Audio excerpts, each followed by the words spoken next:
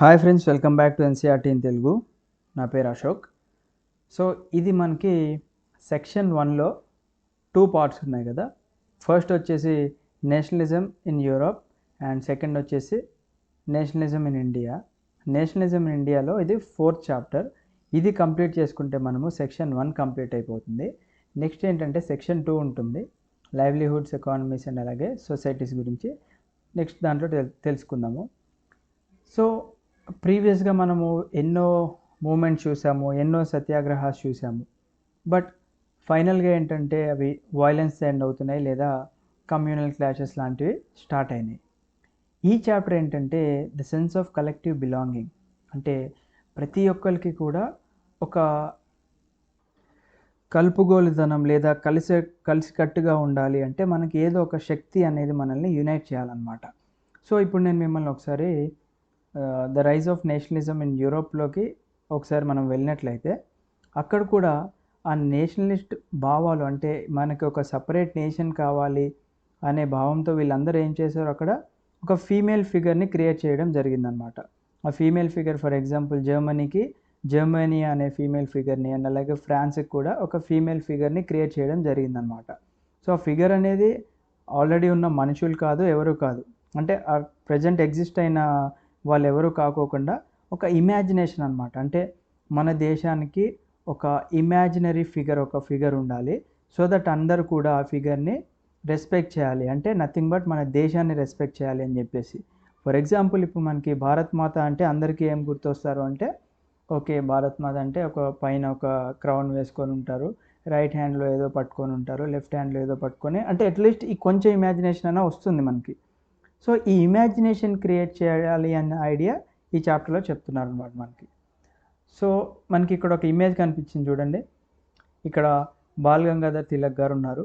మనం already Lal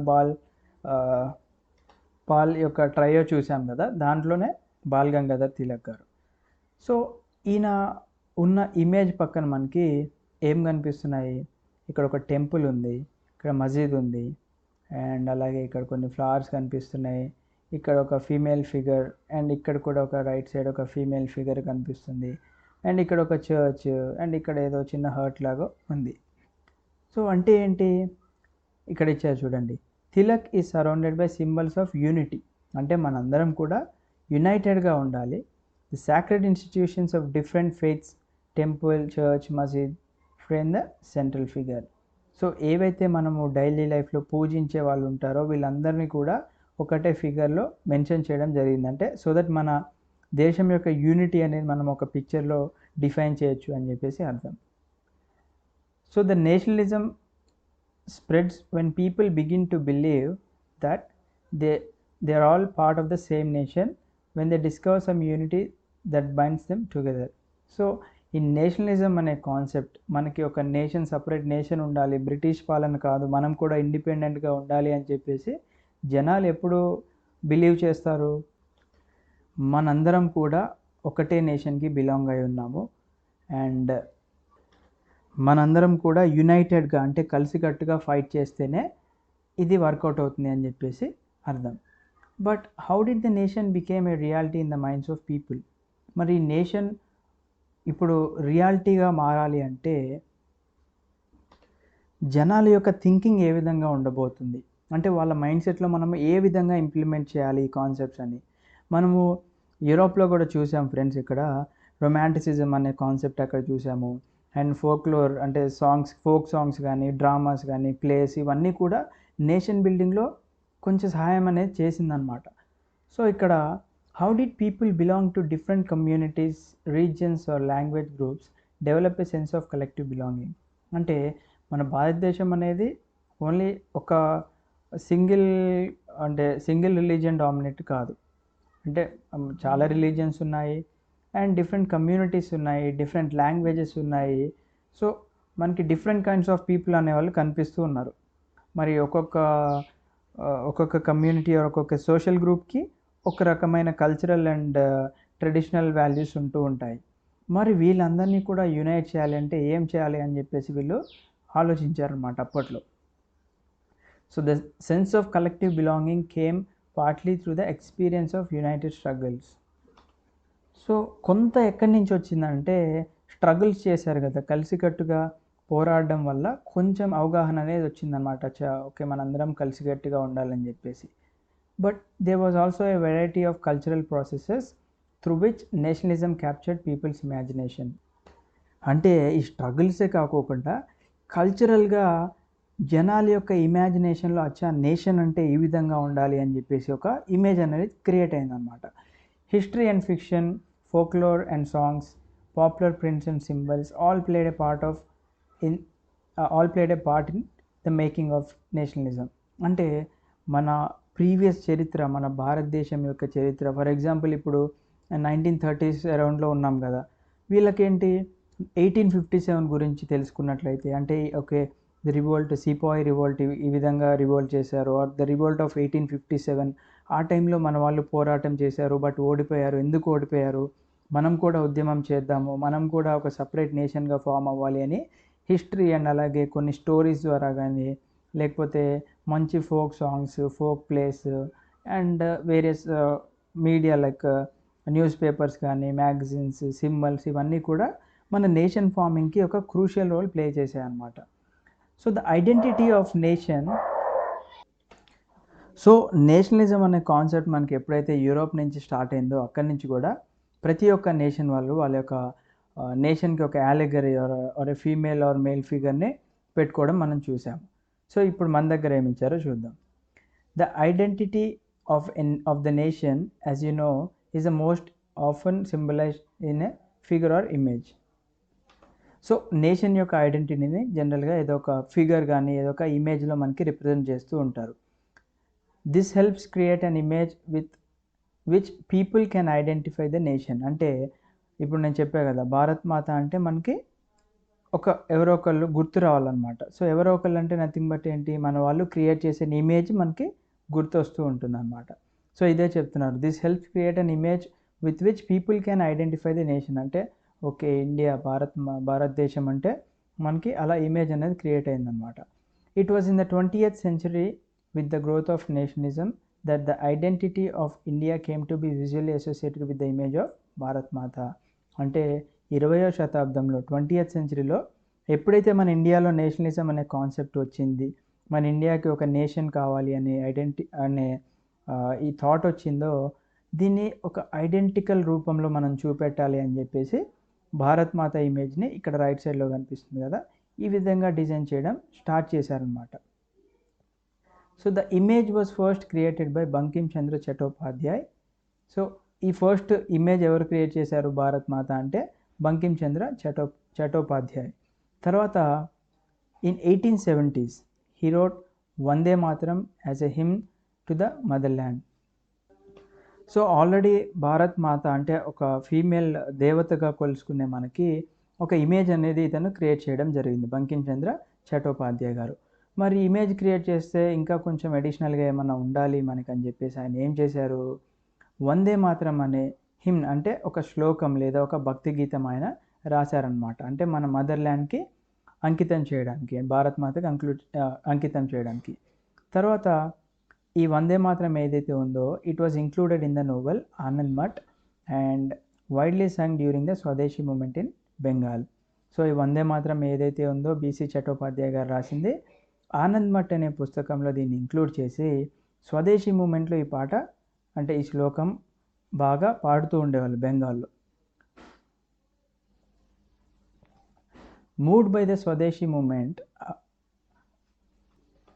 అబరీంద్రనాథ్ Tagore painted his famous image of Bharat Mata. So మనకి ఇక్కడ కనిపించే ఇమేజ్ ఎవరు క్రియేట్ చేశారు, ఫస్ట్ మనకి భారత్ మాత అంటే ఇలా విజువల్గా ఉండాలని చెప్పేసి బీసీ చటోపాధ్యాయ్ గారు క్రియేట్ చేశారు. సో అక్కడి నుంచి మనకి చిన్న చిన్నగా మోడిఫికేషన్ చేసుకుంటూ వస్తున్నారు. ఆ క్రమంలోనే మనకి అబరీంద్రనాథ్ ఠాగూర్ గారు ఈ పెయింట్ అనేది వేయడం జరిగిందనమాట. సో దీనికి భారత్ మాత కింద పేరు ఇచ్చారు. So in this painting Bharat Mata is portrayed as an ascetic figure. So ascetic అంటే ఏంటంటే సన్యాసులు అంటాం కదా, సో అలా అన్నమాట. సో ఇక్కడ ఒక సన్యాసిలాగా కనిపిస్తున్నారు ఈమె. So she is calm, compose, divine and spiritual. So ఈమె చూస్తే మనకి చాలా కామ్గా ఉన్నారు, కంపోజ్డ్ అండ్ భక్తితో కూడుకొని ఒక స్పిరిచువల్ ఇమేజ్ లాగా మనకు కనిపిస్తుంది అనమాట. In subsequent years the image of Bharat Mata acquired many different forms as it circulated in popular prints and was painted by different artists. So ఇది ఇలా క్రమక్రమంగా అంటే తమకు నచ్చిన వాళ్ళు చిన్న చిన్న మోడిఫికేషన్ చేసుకుంటూ ఈ పెయింటింగ్స్కి వెళ్తూ ఉన్నారనమాట. And devotion to this mother figure came to be seen as evidence of once nationalism. So ఒక భక్తిభావం ఎప్పుడు మొదలైంది భారత్ మాతకి అంటే మనకి ఎప్పుడైతే నేషనలిజం అనే కాన్సెప్ట్ వచ్చిందో అప్పటి నుంచి కూడా మన భారతదేశాన్ని మనం పూజించాలి అనే కాన్సెప్ట్ వచ్చిందనమాట. So ideas of nationalism also developed through a movement to revive Indian folklore. So మనము ఈ నేషనలిజం అనే భావం ఇంకా ఎప్పుడు వస్తుంది, మనకి పల్లెటూరులో కానీ పట్టణాల్లో కానీ జానపద కథలు కానీ జానపద గేయాలు కానీ పాడుతున్నప్పుడు జనాల్లో ఏదో తెలియని ఉత్సాహం అనమాట. సో అది క్రియేట్ చేస్తుంది. In late 19th century India, nationalists began recording folk tales sung by bards and they touched villages to gather folk songs and legends. So in the late 19th century India, అంటే 19th century అంటే మనకి late 19th century అన్నారు కాబట్టి around 1890s ఆ టైంలో nationalist began recording folk tales sung by bards. అంటే ఇక్కడ birds అంటే ఎవరంటే నథింగ్ బట్ పోయట్స్ లేదా కవులు. వాళ్ళు రాసిన సాంగ్స్ ఏవైతే ఉన్నాయో వాటిని కథల రూపంలో వీళ్ళు మారుస్తూ ఉండేవాళ్ళు. అండ్ ఆ కథల్ని లేదా నాటకాల్ని they toured villages to gather folk songs and legends. So అలా ఒక్కొక్క ఊరి కింద చూస్ చేసుకొని వాళ్ళు తిరుగుతూ అక్కడున్న ఫోక్ సాంగ్స్ అండ్ లెజెండ్స్ని కూడా యునైట్ చేయడం జరిగిందనమాట. దీస్ టేల్స్ అంటే ఈ కథలు they believed gave a true picture of traditional culture that had been corrupted and damaged by outside forces. So ఇలా కథల వల్ల ఇలా నాటకాలు వేయడం వల్ల వాళ్ళు ఏం భావించారు అంటే ఒక ట్రెడిషనల్గా మన భారతదేశం అంటే ఇది అనే ఒక ఇమేజ్ క్రియేట్ చేయడానికి వీళ్ళు చేశారు. ఎందుకంటే మనకి వేరే బ్రిటిషర్స్ వచ్చి మన భారతదేశంలో చాలామంది మైండ్స్ని డెస్ట్రాయ్ చేయడం చూసాం మనం. అంటే మన ట్రెడిషన్స్ అండ్ మన కల్చర్స్ని వాళ్ళు చెడగొట్టడం చూసాము. ఇవన్నీ కాకుండా వీళ్ళు మళ్ళీ దాన్ని రివైవ్ చేస్తున్నారు అనమాట. అంటే మళ్ళీ దానికి పునర్జన్మని ఇస్తున్నట్టు. It was essential to preserve this folk tradition in order to discover one's national identity and restore a sense of pride in one's past. So మనకి ఎప్పటి నుంచో వస్తున్న మన ఫోక్ ట్రెడిషన్స్ ఏవైతే ఉన్నాయో వాటిని మళ్ళీ కూడా మనము ప్రిజర్వ్ చేసుకోవాలి.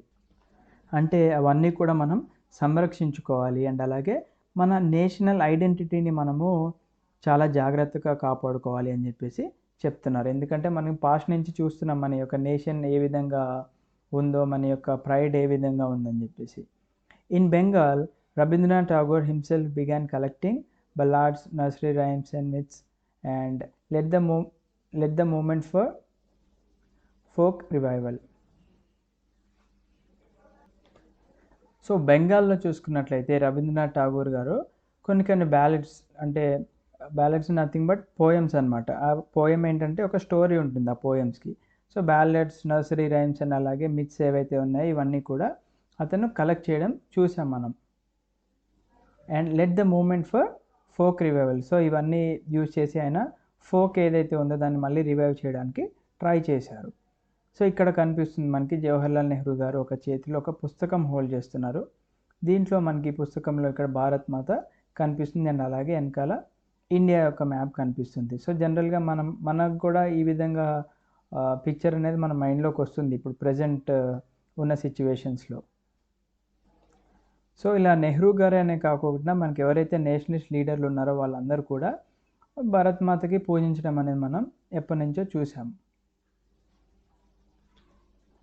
సో ఇదే విధంగా మన సౌత్ ఇండియాకి వచ్చినట్లయితే మెడ్రాస్లో చూసుకున్నట్లయితే నటేశ శాస్త్రి అనే ఒక అతను ఏం చేశారంటే ఒక 4 వాల్యూమ్ తమిళ్ ఫోక్ టేల్స్ని రిలీజ్ చేయడం జరిగిందనమాట. అంటే నథింగ్ బట్ మన ఫోక్ యొక్క కథలు తమిళ్లో రిలీజ్ చేయడం జరిగింది. దాని పేరే the folklore of south India అని చెప్పేసి ఇలా 4 వాల్యూమ్స్ రిలీజ్ చేశారు.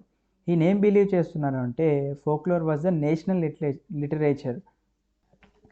అంటే ఈ ఫోక్లోర్ ఏదైతే ఉందో ఇది నేషన్ వైడ్గా ఒక పెద్ద సాహిత్యం అండ్ ఇది most trustworthy manifestation of people's real thoughts and characteristics. అంటే ఇవి ఏవైతే ఉన్నాయో ఇవి జనాల యొక్క రియల్ థాట్స్, అంటే జనాలు ఏ విధంగా ఊహించుకుంటారు, జనాల యొక్క క్యారెక్టర్స్ ఏ విధంగా ఉన్నాయి, ఇవన్నీ కూడా మనము ఈ కథల ద్వారా మనము డిస్ప్లే చేయొచ్చు అని ఇతను భావించారు. సో మనకి ఇక్కడ ఒక ఇమేజ్ కనిపిస్తుంది, భారత్ మాత.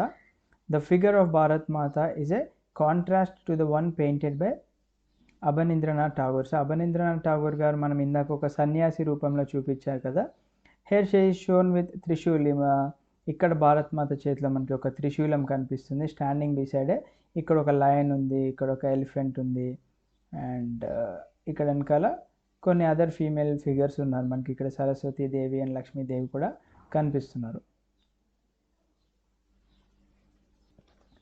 సో ఎప్పుడైతే ఈ నేషనల్ మూమెంట్ డెవలప్ అయిందో, నేషనల్ లీడర్స్ అంటే నేషనలిస్ట్ లీడర్స్ ఎవరైతే ఉన్నారో వీళ్ళు ఇంకా ఈ సింబల్స్ అండ్ ఐకాన్స్ ఏవైతే ఉన్నాయో అవి జనాల మధ్యలోకి తీసుకెళ్ళి ఒక నేషనలిజం అనే ఫీలింగ్ని ఇంకా ఎక్కువ డెవలప్ చేశారనమాట.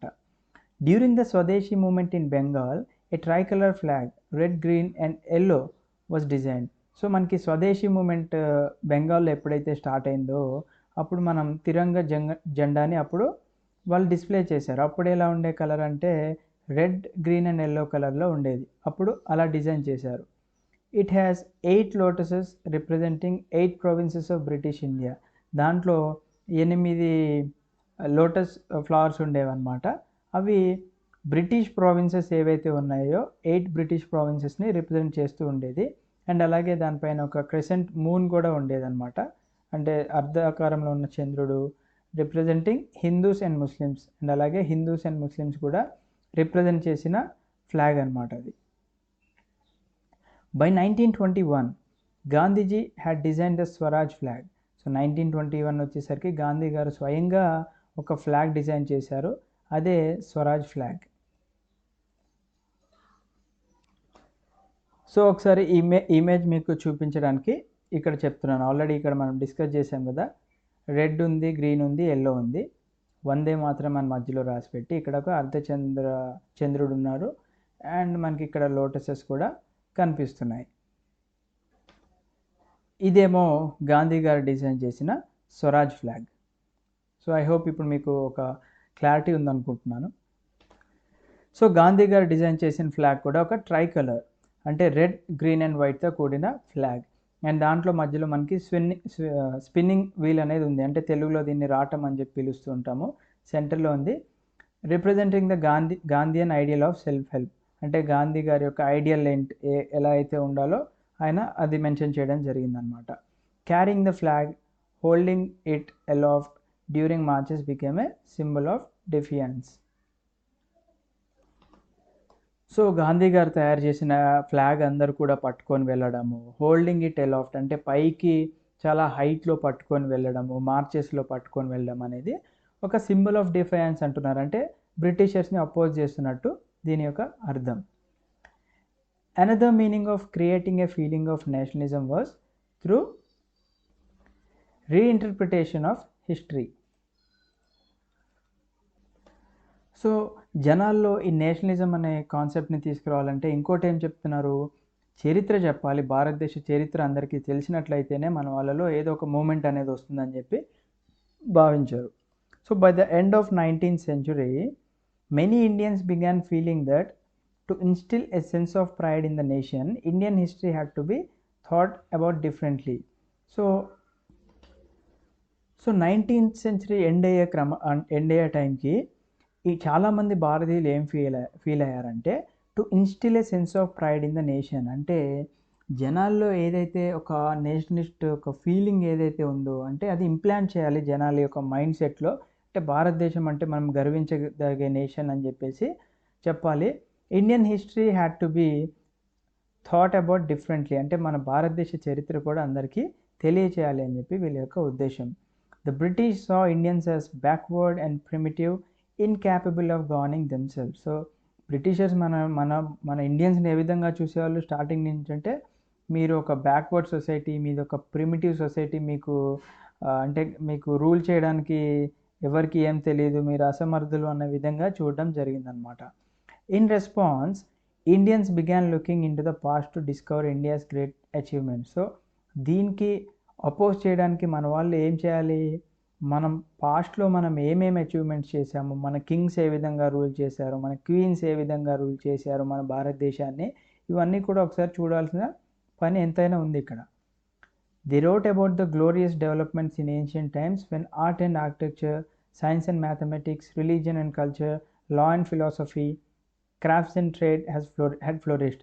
అంటే ఇవన్నీ కూడా ఇప్పుడు బ్రిటిషర్స్ ఏం చెప్తున్నారు, ఇవన్నిటిని కొట్టివేయాలంటే మనం ఏం చేయాలి, ఏన్షియంట్ టైమ్స్లో మన ఆర్ట్ ఏ విధంగా ఉంది, అంటే మన ఆర్టిస్ట్ ఏ విధంగా ఆర్ట్ గీశారు, ఆర్కిటెక్చర్ ఏ విధంగా ఉంది, and the fields of science and మ్యాథమెటిక్స్లో ఏ విధంగా మనం డెవలప్మెంట్స్ అనేవి చూసాము, మన రిలీజియన్ ఏ విధంగా ఉంది, కల్చర్ ఏ విధంగా ఉంది, అప్పట్లో ఉన్న చట్టాలు ఏంటి, ఫిలాసఫీస్ ఎలా ఉన్నాయి, మన క్రాఫ్ట్స్ ఏ విధంగా ఉన్నాయి, అండ్ ట్రేడింగ్ కూడా ఏ విధంగా ఉంది, ఇవన్నీ కూడా మనం తెలియజేయాలన్నమాట.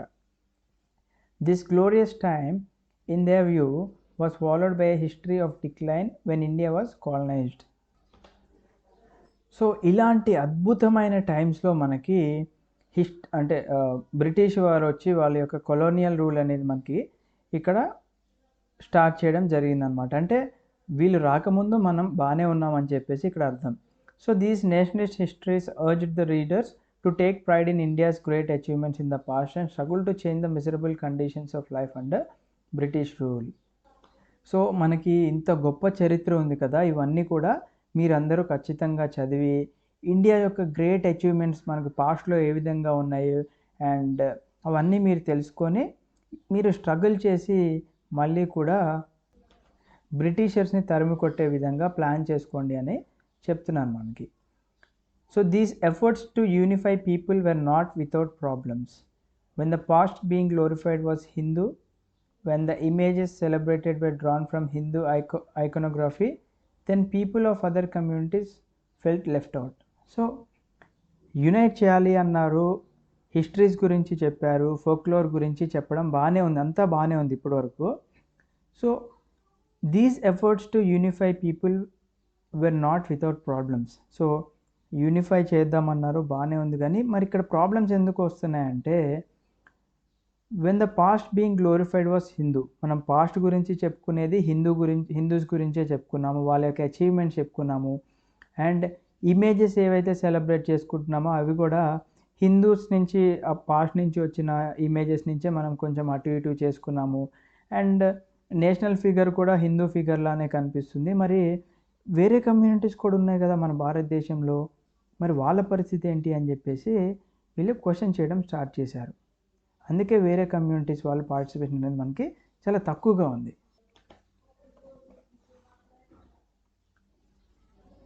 సో ఫైనల్గా ఇక్కడ కన్క్లూజన్కి వచ్చేసాము. A growing anger against the colonial government was thus bringing together various groups and classes of Indians into a common struggle for freedom in the first half of the 20th century. So మనకి అందరూ కోపంతో రగిలిపోతున్నారు colonial government మీద. So అందరు గ్రూప్స్ని ఇప్పుడు various groups ఉన్నారు మన ఇండియాలో, వాళ్ళందరినీ కూడా యునైట్ చేయాలి. వేరియస్ క్లాసెస్ వాళ్ళు ఉన్నారు, వేరియస్ కమ్యూనిటీస్ ఉన్నారు, వీళ్ళందరినీ కూడా యునైట్ చేయాలి అని చెప్పేసి ఒక కామన్ స్ట్రగుల్తో మనం ముందుకు వెళ్ళాలి అని చెప్పేసి 20th century ఫస్ట్ హాఫ్లో చూసాము. The Congress under the leadership of Mahatma Gandhi tried to channel people's grievances into organised movements for independence. So Mahatma Gandhi garu ఎప్పుడైతే కాంగ్రెస్ ఒక లీడర్ లాగా ఉన్నారో, పీపుల్స్ గ్రీవెన్సెస్ అంటే పీపుల్స్ యొక్క కంప్లైంట్స్ని మనం తీసుకొని, మనం చెప్పుకున్నాం కదా ప్రీవియస్ చాప్టర్లో, చిన్న చిన్న కమ్యూనిటీస్ యొక్క కంప్లైంట్స్ కూడా మనం అన్నీ కన్సిడర్ చేసినట్లయితేనే వాళ్ళు కూడా ఉద్యమంలో పార్టిసిపేట్ చేస్తారని. సో ఇక్కడ అదే చెప్తున్నారు, people's grievances into organised movements for independence. వాళ్ళ ప్రాబ్లమ్స్ మనం టేకప్ చేసినట్లయితేనే వాళ్ళు ఈ ఉద్యమంలో పార్టిసిపేట్ చేస్తారు అని చెప్పేసి. Through such movements the nationalist try to forge a national unity. So ఇలాంటివి చేసినప్పుడే మనకి ఈ నేషనలిస్ట్ మూమెంట్ అనేది ఒక కలిసికట్టుగా వెళ్తుంది అని చెప్పేసి వీళ్ళ యొక్క ఉద్దేశం. But as we have seen divorce groups and classes participated in these movements with varied aspirations and expectations. So మనం ఈ ఉద్యమంలో different groups and different classes వాళ్ళ పార్టిసిపేషన్ అనేది చూసాం. అంటే ప్రీవియస్గా మనం చూసాం ఇండస్ట్రియలిస్ట్ ఏ విధంగా ఉన్నారు, poor peasants, rich landlords, వీళ్ళందరూ కూడా డిఫరెంట్ ఐడియాలజీస్తో వచ్చారు కదా. అంటే వాళ్ళ యొక్క యాస్పిరేషన్స్ అండ్ వాళ్ళ యొక్క ఎక్స్పెక్టేషన్స్ వేరే విధంగా ఉండే. అంటే వాళ్ళకి స్వరాజ్ అంటే వేరే అండ్ మనం ఊహించుకునే స్వరాజ్ అంటే వేరే అనమాట. So as their grievances were wide ranging, freedom from colonial rule also meant different things to different people. So ఇక్కడే చెప్తున్నారు చూడండి, వాళ్ళ యొక్క కంప్లైంట్స్ అనేవి చాలా పెద్దవిగా ఉండేవి అండ్ అలాగే ఒక్కొక్కరికి ఒక్కొక్క కంప్లైంట్స్ అనేవి ఉండేవి.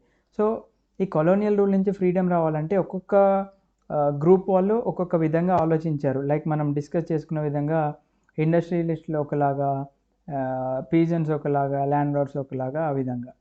The Congress continuously attempted to resolve differences and ensure that the demands of one group did not alienate other.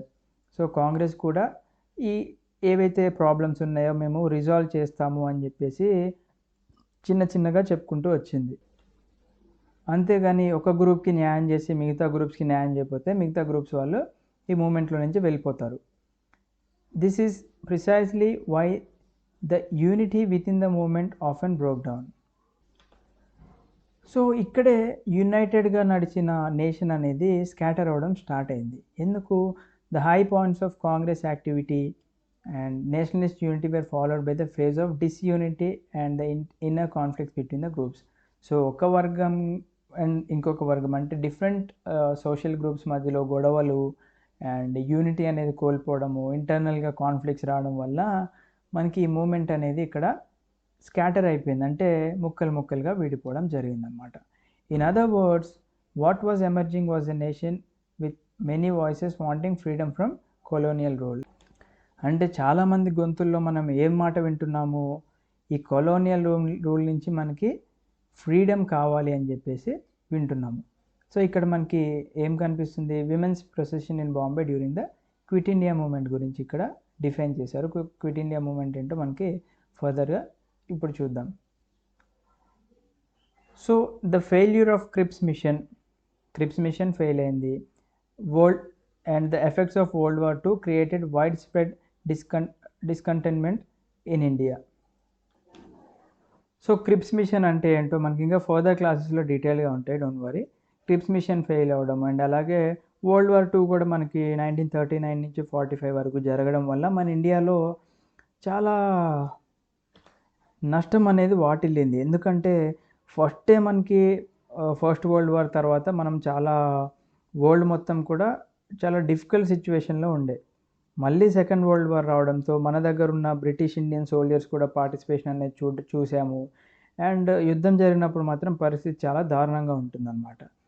So ఇంకా ఎలాగైనా ఫస్ట్ వరల్డ్ వార్ జరిగినప్పుడు బ్రిటిషర్స్ ఏం చెప్పారు, మనము వరల్డ్ వార్ అయిపోగానే అందరికీ ఫ్రీడమ్ ఇద్దాం అనుకొని ఇవ్వలేదు కదా.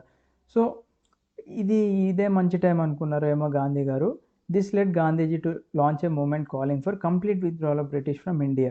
సో బ్రిటిషర్స్ని కంప్లీట్గా మన భారతదేశం నుంచి పంపించేద్దామని గాంధీ గారు డిసైడ్ అయ్యారనమాట. So the Congress working committee in its meeting in Wardha on 14 July 1942 passed the historic Quit India resolution demanding the immediate transfer of power to Indians and quit India. So Congress working committee CWC వాళ్ళు ఒక meeting పెట్టుకున్నారు 1942 July 14 వార్దాలో మీటింగ్లో ఏం చెప్పారంటే మనం quit India moment launch చేయాల్సిన సమయం వచ్చింది అని చెప్పేసి డిసైడ్ అయ్యారు. అంటే ఇప్పుడు దాకా ఎవరైతే పవర్స్ ఉన్నాయో బ్రిటిషర్స్ దగ్గర, ఆ పవర్ మొత్తం కూడా మన ఇండియన్స్కి ఇచ్చేసి వాళ్ళు మన భారతదేశం వదిలేసి వెళ్ళిపోవాలి అని చెప్పేసి చెప్పారు. సో ఇది 8th August 1942 బాంబేలో all India Congress committee endorsed the resolution which called for a non-violent mass struggle on the widest possible scale throughout the country. So ఇది మన వాళ్ళు ఎప్పుడు అమల్లో పెట్టారు, చిన్నప్పుడు క్వశ్చన్స్ వస్తూ ఉండే కదా, క్విట్ ఇండియా మూమెంట్ డేట్ ఇదే 8th August 1942 బాంబేలో ఆల్ ఇండియా కాంగ్రెస్ కమిటీ వాళ్ళు ఎండార్స్ చేశారనమాట. ఓకే రెజల్యూషన్ మనం స్టార్ట్ చేద్దాము, but it must be A non violent అని చెప్పేసి అన్నారనమాట. అంటే వైలెన్స్ కూడా యూజ్ చేయకోకుండా ఎంత వైడెస్ట్ పాసిబుల్ స్కేల్లో, అంటే ఎన్ని వర్గాలు, ఎన్ని కమ్యూనిటీస్, ఎన్ని సోషల్ గ్రూప్స్ వీలైతే అంతమందిని కూడా వచ్చేయమని చెప్పండి, మనకి ఇదే ఇంకా ఫైనల్ అన్నట్టుగా చెప్పారనమాట. It was on this occasion that Gandhiji delivered the famous do or die speech. So ఈ క్రమంలోనే గాంధీ గారు డూ ఆర్ డై అని చెప్పేసి నినాదాలు ఇవ్వడం జరిగిందనమాట. The call for quit India almost brought the state machinery to a standstill in large parts of the country as people voluntarily threw themselves into the thick of the movement. So ఇక అన్ని sectors వాళ్ళు కూడా వాళ్ళ యొక్క పనులు ఇవన్నీ మానుకొని అందరూ రోడ్ల మీదకి వచ్చేసి ఈ మూమెంట్లో భాగంగా ఉన్నారు. People observed hartals and demonstrations and processions were accompanied by national songs and slogans. So ఇక్కడి నుంచి చూడండి ఇంకంతా తిరుగుబాటు కానీ లేకపోతే మన యొక్క ఉద్యమాలు, రివోల్ట్స్, అలాగే సాంగ్స్, స్లోగన్స్ ఇవన్నీ పాడుకుంటూ చాలా గట్టిగానే ఉద్యమం చేసినట్టు కనిపిస్తుంది మనకి. The movement was truly a mass movement which brought into its ambit thousands of ordinary people, namely students, workers and peasants. So ఇది ఒక మాస్ మూమెంట్ అని చెప్పుకోవచ్చు. ఎందుకంటే మనకి ఇక్కడ థౌజండ్స్ ఆఫ్ ఆర్డినరీ పీపుల్ ఉన్నారు, స్టూడెంట్స్, వర్కర్స్ అండ్ పీజెంట్స్ ఎక్కువగా participation అనేది కనిపించింది. It also saw the active participation of leaders namely Jayaprakash Narayan, Aruna Asaf Ali and Ram Manohar Lohia and many women such as Matangi Hazra in Bengal, Kanaklata Baruna in Assam, Ramadevi in Odisha. So మనకి ఈ మూమెంట్లో leaders కూడా participation ఉంది. And అవే ఇక్కడ పేర్లు ఇచ్చారు మనకి, జేపీ నారాయణ గారు కానీ, Aruna Asaf Ali, Ram Manohar Lohia. And women participation కూడా చూసాం మనం. మాతంగిని హజ్రా బెంగాల్లో చూసుకున్నట్లయితే, అండ్ అస్సాంలో చూసుకున్నట్లయితే కనక్లట బరువా అనే ఆమె, అండ్ ఒడిశాలో రమాదేవి, వీళ్ళ యొక్క విమెన్ పార్టిసిపేషన్ చూసాము లీడర్స్ని. And the British responded with much force, yet it took more than a year to suppress the movement. So 1942 quit India మూమెంట్ని బ్రిటిష్ వాళ్ళు కూడా గట్టిగానే ఎదుర్కొన్నారు, కానీ సంవత్సరం కన్నా ఎక్కువ పట్టిందనమాట మన యొక్క మూమెంట్ని సప్రెస్ చేయడానికంటే, తొక్కివేయడానికి. సో దట్స్ ఇట్ ఫ్రెండ్స్, మనం దీంతో సెక్షన్ 1 సక్సెస్ఫుల్గా కంప్లీట్ చేసుకున్నాము. సో రేపు సెక్షన్ 2 డిస్కస్ చేసుకున్నాము. దీంట్లో మనకి livelihoods, economies and societies. Thank you friends, జై హింద్.